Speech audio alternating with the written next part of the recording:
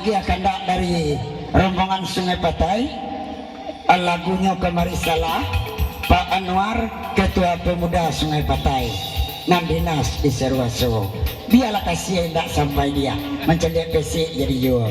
Nah, dari Pak Anwar. Kalau Jawa itu untuk koi sudah dijadi. Kok awi bawa lamino, dia sadaba tanda. Olapannya Pak kami pantun, Pak Anwar isi lepeta.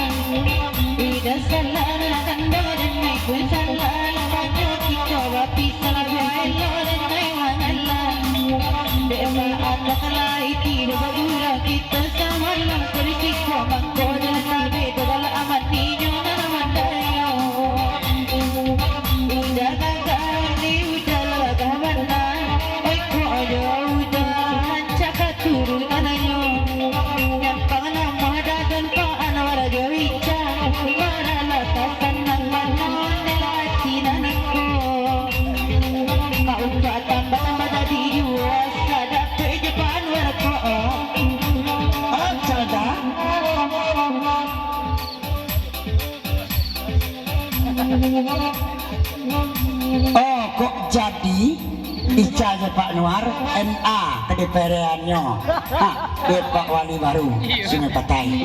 Ada ajar suah tinggal balik kambing oleh NA nak mikian ada untuk ke bantai ndak ijazah ke bantai makanya nak ke bantai.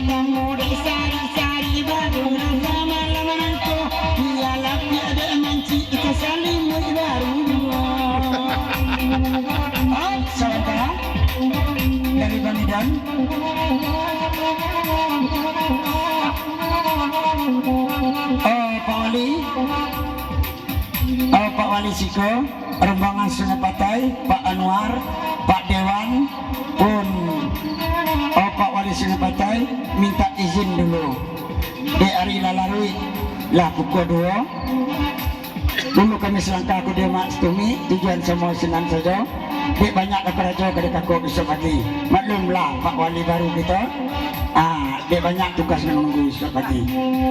Ayolah sebentar.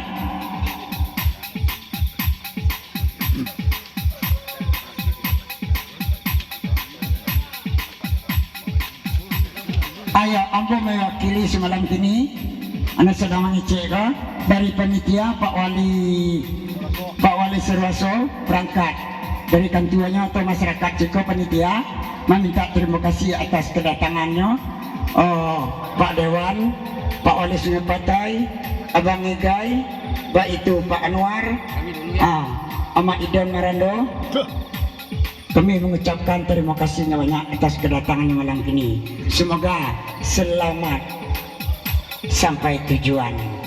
Apa pesan ke Pak Dewan, Pak Ao, ke Pak Indri Celai? Ayo pertengganganlah kampung kami, Pak. Seandainya apa seprode lagi. Insyaallah. Amin amin. Kami tolong dibicara, Pak. Ya, selamat jalan rombongan Sungai Patai. Kami lapeh Jatina Suci, Jomukon Jania. Terima kasih Pak Ali. Ya Pak, makasih Pak. Mudah-mudahan sampai ke Semarang Pak. Jasa jembatan kan maju. Hati-hati ya Pak pulang. Lambe moto. Tadi dah. Oh Bang Nur nak bersalam Jeca. Tuh. Biar Jeca saja kami cari aja lah.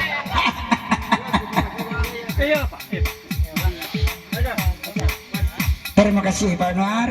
Semoga selamat sampai tujuan. Ayolah Mama dari sana. Dia lagunya Malang Nasib aku.